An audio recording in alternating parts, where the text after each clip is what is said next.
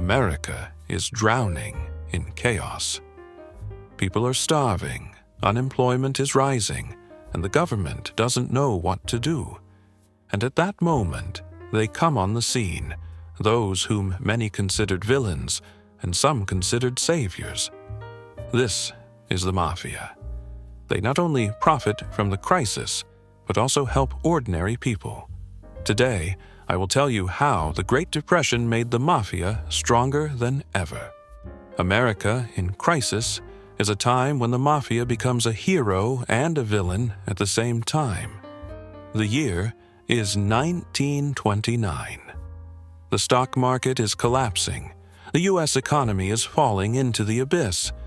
People are losing their jobs, money, and homes. Queues for free food stretch for kilometers. Banks are closing. The government is confused. At such a moment, the one who can offer at least some stability takes power. And the Mafia understands this perfectly well. While the country is getting poorer, the mafiosi are getting richer. They find three key ways to make money: illegal alcohol, gambling, and shady loans. Alcohol is the gold of the Depression era. Imagine a dark basement, soft lamplight, jazz music, and cigar smoke. People relax by drinking illegal whiskey. There are unemployed people on the street, hunger and poverty. But here there is an island of life. These places were called speakeasies, underground bars. Who controlled them? Of course, the Mafia. Al Capone ran thousands of such establishments in Chicago. Bootleggers were transporting whiskey across the border from Canada. And the police? The police got their share and kept quiet. In New York, the Genovese Mafia hid entire distilleries in abandoned houses. In Detroit, gangsters have dug secret tunnels to transport alcohol. Fact: during Prohibition, 1920 to 1933, criminal clans earned hundreds of millions of dollars. Even after its cancellation, the Mafia found new ways to make money.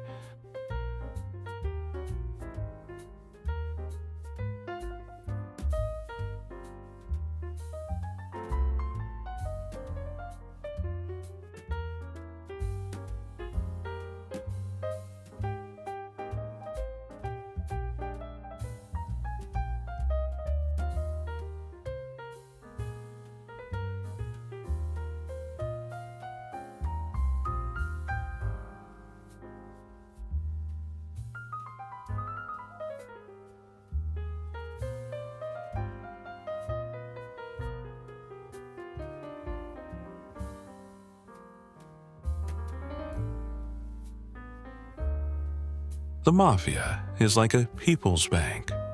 The banks are closed. There are no loans. People are desperate. And that's where the Mafia comes in. The principle is simple. If you need money, we will give it to you. But if you don't give it back in time, you know what will happen. In New York, Lucky Luciano creates a system of black loans. He gives money to small businesses, but only if they are willing to work for him. In Chicago, the Capone family helps shopkeepers, but in return, they have to pay the Mafia for protection. An interesting fact: in poor areas, people really preferred to go to the Mafia rather than to the bank. Why? Because the Mafia kept its word. If they promised to give money, they gave it.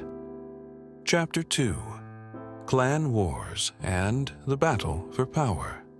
America, the 1930s. The law is powerless. The streets of major cities are covered in blood. Gunshots are heard at night, and corpses are found in the morning. These are not gangster movies. This is a true story where the Mafia is waging a ruthless war for power. Who will win? And why did these wars change the criminal world of the USA forever? Let's figure it out. The end of the 1920s. After the First World War, immigrants poured into America. Italians, Irish, Jews. Every nation has its own criminal group, and they all want money and power. But the Italians have the most ambitions. They don't just earn money, they want to create an empire. The problem is that there is no unity among them, and soon it will lead to one of the bloodiest wars in the history of the Mafia, the Castellamare War. Imagine, New York, 1929. Two of the most influential clans, the old American Mafia and the new Sicilians, start a war for control of the city. Side 1. Giuseppe Masseria is an old-school boss who believes that power should belong only to pure Italians. Side 2. Salvatore Maranzano is a mafia boss from Sicily who believes it's time to build a new system where the mafia will operate as a corporation. What happened? They started destroying each other. Bodies with slit throats and bullet wounds are found every day in New York. The police are powerless. They have no evidence. Everyone is afraid to talk. The case drags on for 2 years until a new character, Charles Lucky Luciano, comes into play. Lucky Luciano is the man who changed the Mafia forever. Lucky Luciano understood that while the Mafia was fighting wars, it was losing money. He decided, we need to remove the old people and create a new management system. April 15th, 1931. The assassination of Masseria. Luciano makes an appointment at a restaurant. When Masseria is eating spaghetti, the killers enter the room and shoot him at point-blank range. September 10th, 1931. The assassination of Maranzano. Luciano sends people to his office disguised as FBI agents. They come in, close the door, and a minute later, Maranzano is lying on the floor with 6 stab wounds. After that, Lucky Luciano becomes the boss of New York City. But he does something more. He creates a commission, the first criminal council in history, which will unite all Mafia families. Previously, each Mafia family fought on its own. Now, they work like a corporation. The commission is a council of bosses that decides who owns what and who should live or die. The commission existed for decades, and even the FBI could not prove its existence for a long time. Those who did not obey the commission died. There were no more senseless wars. Now the Mafia was making a lot of money. Instead of lawlessness, discipline has come. But this does not mean that the Mafia has stopped killing. It's just that now every murder has been coordinated at the highest level. Chapter 3. Mafia as the savior of the people. How did gangsters help ordinary people? When we hear the word Mafia, we imagine brutal killers, ruthless bosses, and criminal wars. But what if I told you that the Mafia was not only a killing machine, but also a system that helped ordinary people? Yes, they earned money from illegal activities, but at the same time they provided jobs, protected their own people, and even saved entire families from starvation. Today, I will tell you how gangsters became not only criminals, but also heroes for thousands of people. Why did the Mafia help ordinary people? The police did not protect the poor areas. The officials only cared about the rich. People could not get loans. Banks simply refused or went bankrupt. There were no social programs. If you lost your job, no one helped you. The Mafia filled that void. They have become a shadow government for poor Italian, Irish, and Jewish neighborhoods. How did the Mafia feed people? Chicago, 1931. The Great Depression. Mafia as a people's bank. Do you need a loan? Has the bank refused? Not a problem. Come to us. In New York, Lucky Luciano provided loans to small businesses. In Chicago, the Genovese family financed the stores but demanded a percentage in return. In Detroit, the Irish Mafia helped families pay the rent. How did it work? 1. you came to the Mafia and asked for money. 2. They gave the amount at a high percentage. 3. If you couldn't repay the debt, you were persuaded. Sometimes it's very tough, but at the same time, many shops, restaurants, and hairdressers survived only thanks to the Mafia. We protect our own people. The Mafia is like the people's police. The Italian Quarter of New York, 1935. The owner of the butcher shop comes to the Mafia and complains, "I get robbed every week. The police don't do anything." 2 days later, the bandits who robbed him disappear without a trace. Since then, no one has touched his store. In poor areas, the Mafia really replaced the police. If someone stole or threatened a woman, the mafiosi dealt with that person. Many families paid the Mafia for protection, but they knew their businesses would be safe. Unlike the police, who took bribes and turned a blind eye to crimes, the Mafia kept its word. They could be cruel, but they were fair according to their own laws. Workplaces and control of trade unions. America, 1940s. You're just a simple worker. Your boss doesn't pay you a salary, threatens to fire you. Where are you going? To the police, to court. Number, you're going to the Mafia. How did the Mafia help the workers? She controlled the trade unions. If the factory owners did not want to pay salaries, the Mafia convinced them. It provided jobs. Many poor people became drivers, construction workers, and security guards under the wing of the Mafia. She defended her people. If someone offended a worker, he could disappear. In the 1950s, Joseph Joe Colombo led the New York City Construction Workers Union and made it the strongest in the United States. Why did the Mafia stop helping people? The richer the mafiosi became, the less they cared about the common people. In the 1960s, a new generation of bosses thought more about money than honor. Government programs have emerged that have replaced Mafia-style social assistance. Chapter 4. Mafia and Las Vegas. How did gangsters build Sin City? Today, Las Vegas is full of casino lights, millions of tourists, and loud shows. But do you know what's behind that glitter? Blood, crimes, and a lot of Mafia money. In the 1930s, it was just a piece of desert. And already in the 1950s, it was the center of world gambling. How did gangsters turn Las Vegas into an entertainment empire? And why exactly did the Mafia become its main architect? Let's figure it out. Why did the Mafia decide to build Las Vegas? The year is 1931. America is going through the Great Depression. In Nevada, the authorities are making a desperate decision to legalize gambling. It was a chance for the Mafia that they couldn't miss. Facts. Casinos are banned in other states. Bandits are already making money from underground clubs, but it's a risk.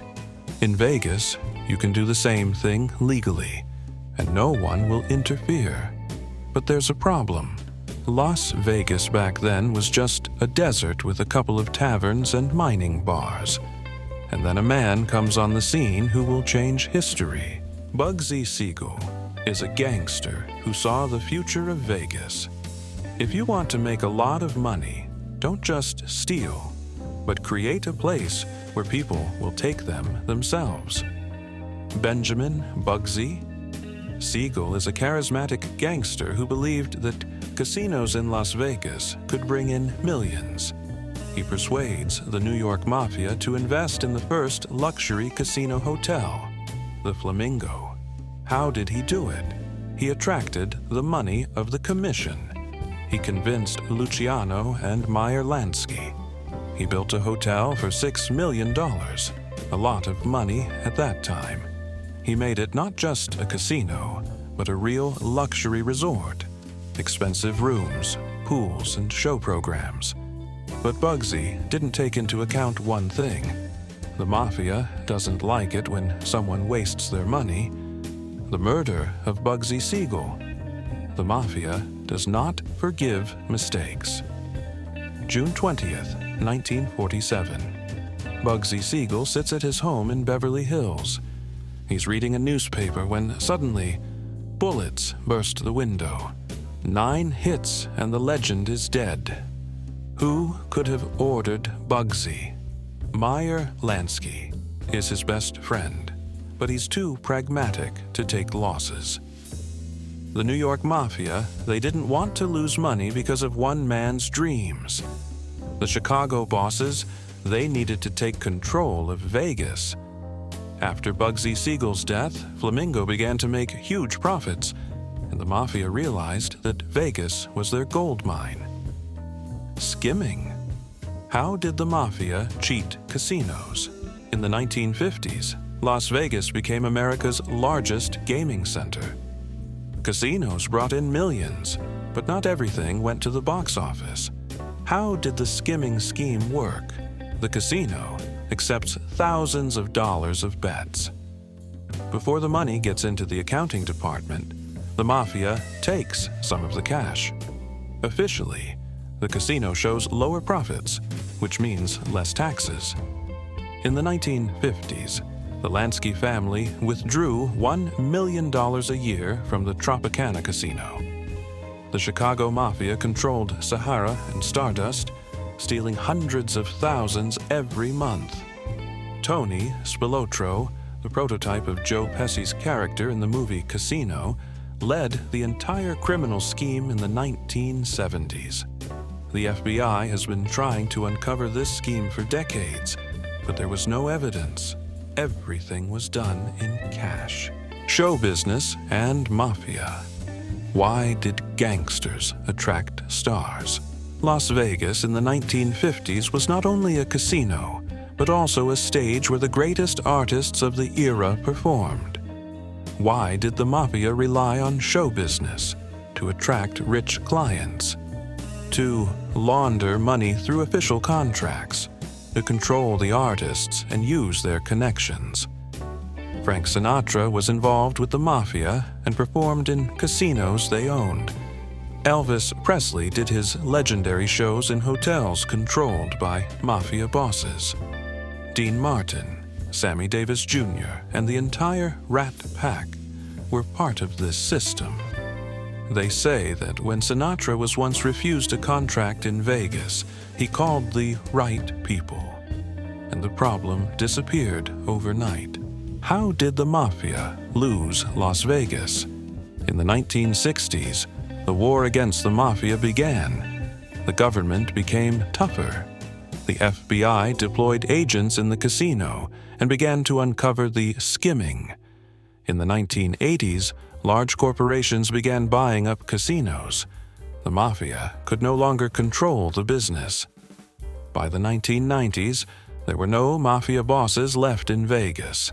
They were replaced by large companies that made the city what we know it today. Without the gangsters, Las Vegas would most likely have remained a forgotten town in the desert.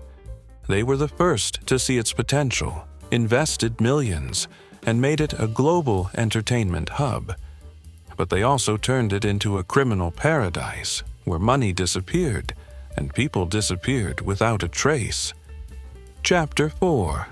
How did the Mafia help the United States during World War II? The Mafia and the government are sworn enemies, right? But what if I told you that during World War II, the American authorities turned to criminal bosses for help? How did it happen that those who were imprisoned yesterday suddenly became national heroes? And why could the United States lose the war without the Mafia? Let's figure it out. 1942. America is in a panic. Someone is blowing up the ships. February 1942. The United States has just entered the war. German submarines are bombing American ships right off the coast of New York. Someone is leaking information to the Nazis. and the authorities don't know who to trust. Suspicion falls on the port of New York, a huge hub through which supplies of weapons and food for the army go. But there is a problem. The port is controlled by the Mafia. Operation Blade Stand: how the FBI made a deal with the Mafia. Who manages the ports of New York? Not the police, not the army, but Mafia boss Albert Anastasia, one of the most violent gangsters in history. The FBI understands that if you want to bring order to the port, you need to negotiate with whoever is really in charge there. What has the government done? They made a secret deal with the Mafia. In exchange for helping to protect the port, the authorities relaxed the regime for prisoner Lucky Luciano, the most influential crime boss of the time. Interesting fact: Luciano from the prison ordered his men to monitor the port. Soon, all the spies and suspicious individuals disappeared, and no one knew where. The ship explosions have stopped, and supplies have become safer. Without the Mafia, New York could turn into chaos, and the war could drag on. The murder of Carlo Tresca is the Mafia's revenge for betrayal. July 1943. American official Carlo Tresca publicly called the mafiosi parasites of society and demanded their destruction. It's a bad idea. What happened? On July 11th, 1943, he left the office, and then he got shot in the back of the head. The investigation has reached a dead end. No one has seen the killer. No one knows anything. According to rumors, the customer was Lucky Luciano himself, who thus showed the government that he was not being trifled with. The irony is that the authorities were still working with the Mafia at the time. The second front: how the Mafia helped the landing in Sicily. July 10th, 1943. The U.S. Army lands in Sicily, one of Hitler's main strongholds in the Mediterranean. The problem is that the island is controlled not only by the Germans, but also by local Sicilian clans. Lucky Luciano is back in the game.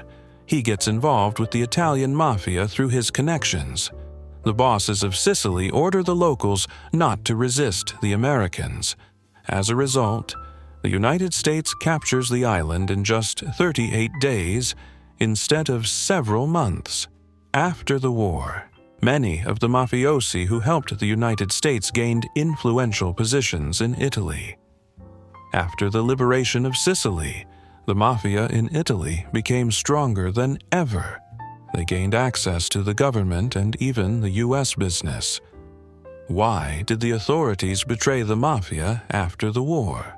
The war was over, and the Mafia was waiting for gratitude. But the government immediately began to fight organized crime. What have the authorities done? In 1946, Lucky Luciano was deported to Italy, despite his help.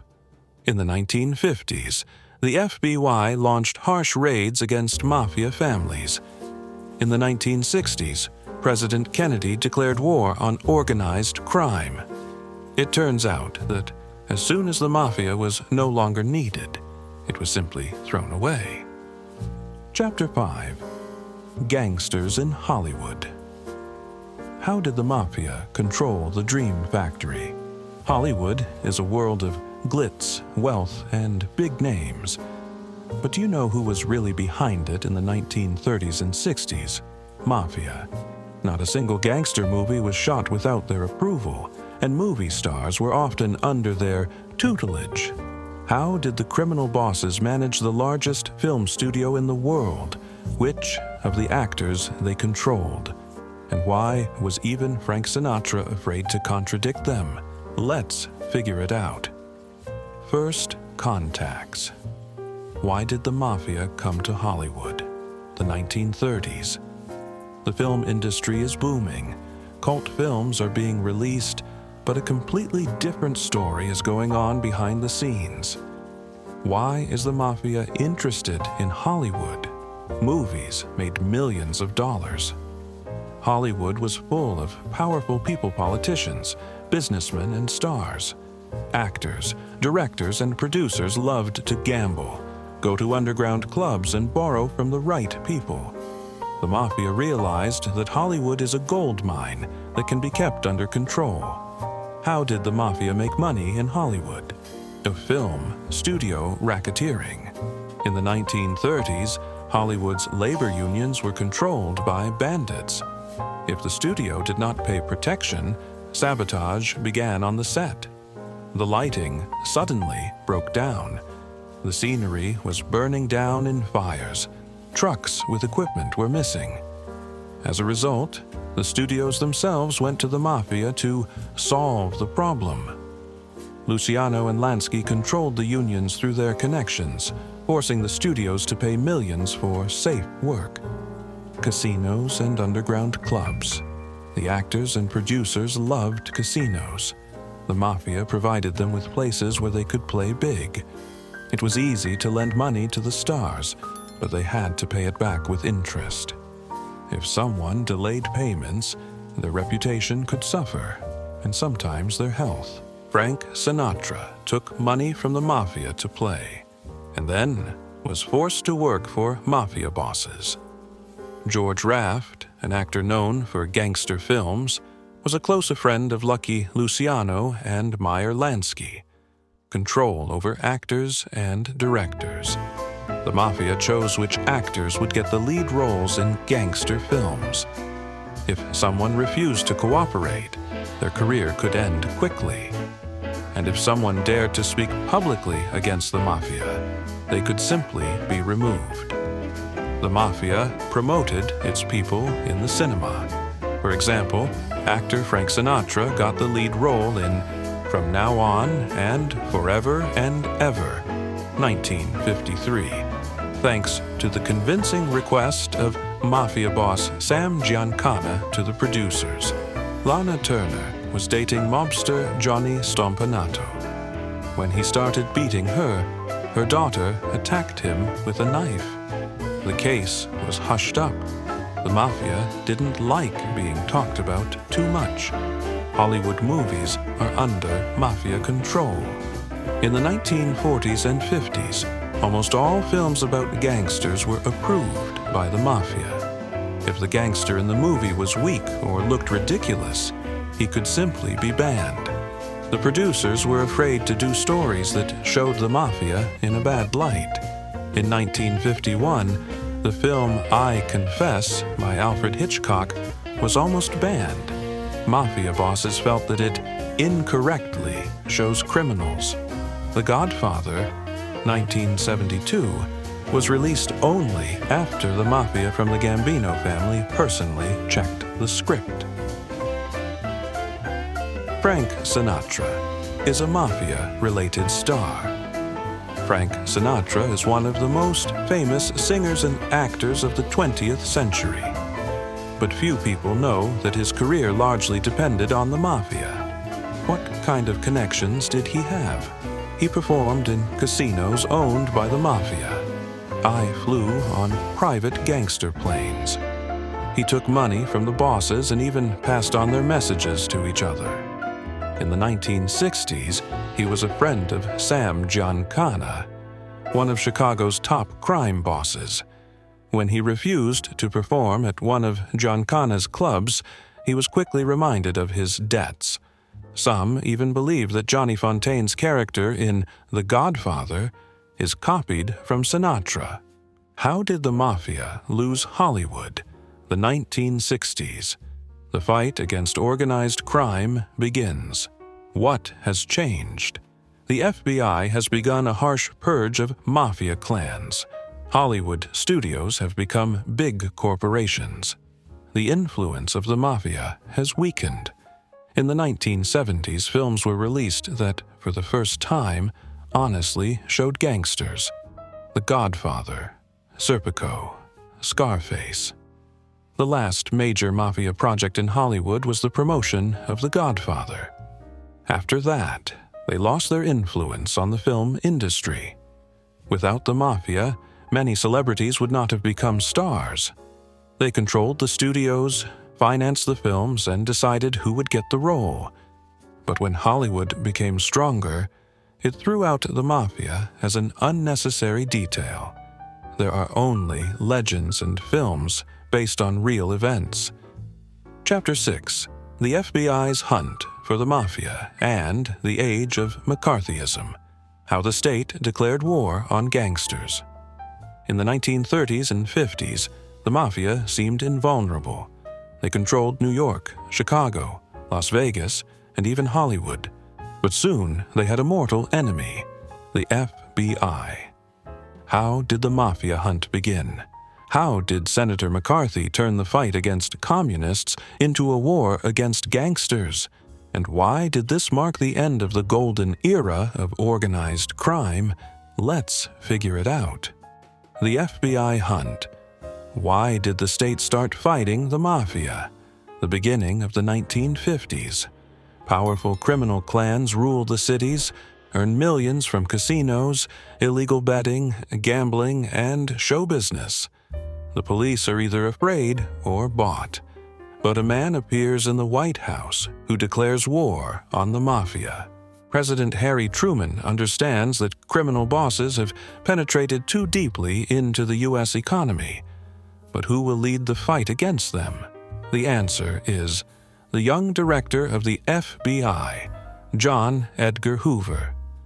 Hoover hated the Mafia and decided to destroy it once and for all. What steps has he taken? He created the first dossiers on all known gangsters. He began secretly wiretapping the phone conversations of criminal bosses. He connected the Internal Revenue Service, IRS, to bring down the Mafia for non-payment of taxes. In 1931, Al Capone couldn't go to prison for the murders, but he was jailed for tax evasion. Hoover realized that this was the surest way to destroy criminal clans. 1951. The first public hearings against the Mafia. Senator Estes Kefauver holds the largest hearings on criminal syndicates. This is the first time that the Mafia is shown on television. Why was this a shock to America? For the first time, people saw that the Mafia is not a myth, but a real threat. Thousands of citizens demanded tough measures from the authorities against organized crime. The politicians have launched a campaign to destroy the gangsters. Frank Costello, the boss of the Luciano family, was questioned at the hearing. He refused to speak, but his hands were shaking. This moment became a legend. After that, Costello lost influence and soon went into the shadows. After these hearings, the FBI received full carte blanche to fight the Mafia. Chapter 7: The decline of the old Mafia and the arrival of new criminal clans. Once upon a time, the Mafia controlled entire cities, ran casinos, Hollywood, and politicians. But by the 1970s, the old Mafia began to disappear. Why did criminal empires collapse? Who replaced them? And how did the new crime wave turn out to be even tougher than the legendary Cosa Nostra families? Let's figure it out. Why did the old Mafia collapse? Late 1950s, 1960s. The old bosses still hold power, but clouds are gathering over them. The main reasons for the fall of the Mafia: the FBI has become stronger. After the arrest of hundreds of mafiosi, under pressure from John Edgar Hoover, the criminal families began to lose power. Old bosses left or died. The people who built the Mafia in the 1930s got old, and the new generation turned out to be not so smart. Strict anti-mafia laws. The RICO Act, 1970, made it possible to imprison not only the ringleaders, but also all members of mafia clans. In 1963, Joe Valachi, a former member of the Genovese family, became the first mobster to turn in his own. His testimony destroyed Cosa Nostra from the inside. In the 1970s, families began to betray each other, fearing arrest. When the Mafia lost trust within its ranks, it was the beginning of the end. Who replaced the Mafia? 1970s to 1980s. A new force is emerging in the world of crime. Drug cartels, street gangs, and international groups. Latin American drug cartels. While the old Mafia was losing influence, Colombia, Mexico, and Bolivia began importing cocaine into the United States. In the 1980s, the drug market passed into the hands of Mexican and Colombian cartels. Escobar, Cali, Sinaloa. The drug business brought in many times more money than gambling and alcohol, which the old Mafia earned. Pablo Escobar earned $60 million a day, more than the entire Cosa Nostra in its heyday. Street gangs and new criminal clans. In the 1970s, African American, Latino, and Asian groups began fighting for control of the streets. There were Crips, Bloods, MS-13, Latin Kings. Their methods were even more brutal than those of the old Mafia. They did not behave like the old Mafia. They did not hide, they did not negotiate, but staged violent wars on the streets. In the 1980s, the war between the Crips and the Bloods led to thousands of deaths in Los Angeles. How did the old Mafia lose the war to the new criminal world? They couldn't control the drugs. Unlike cartels, the Mafia did not know how to work with cocaine. The risk was too high. Gangsters who tried, like John Gotti, quickly went to jail. They've become too noticeable. If the Mafia of the 1930s lived by the principle of less noise, then the new bosses loved luxury. John Gotti became a symbol of the Mafia's downfall. He openly wore expensive suits, gave interviews, and annoyed the FBI. In 1992, Gotti went to prison for life. The FBI destroyed him. They began to betray each other. In the 1980s and 90s, almost every big boss turned in his people for a deal with the FBI. The deathless code of silence stopped working. It destroyed the Mafia. Sammy "Bull" Gravano, John Gotti's right-hand man, turned in the entire Gambino family to avoid a life sentence. When the Mafia ceased to be a brotherhood, it ceased to exist. Is there a Mafia today? It's still there, but it's not the same as before. Italian families have stayed in New York, but they work quietly, avoiding attention. There are no more wars between clans. Now, the main enemies of the Mafia are drug cartels and international criminal networks. In the 2020s, Mexican cartels, the Russian Mafia, Asian triads, and hacker groups became the new masters of the criminal underworld. In 2019, the FBI arrested members of the Gambino family, but it did not cause as much noise as before. Cosa Nostra and the old bosses have lost power, but the underworld has not disappeared. He just changed the rules of the game. Who controls the criminal business now? Not the old mafiosi, but cartels, international crime syndicates, and digital scams. Previously, Lucky Luciano and Al Capone were the main criminals, but today they are El Chapo and drug lords from Asia and Mexico. Let's get 500 likes. I tried very hard. You can also subscribe to the channel. I love you.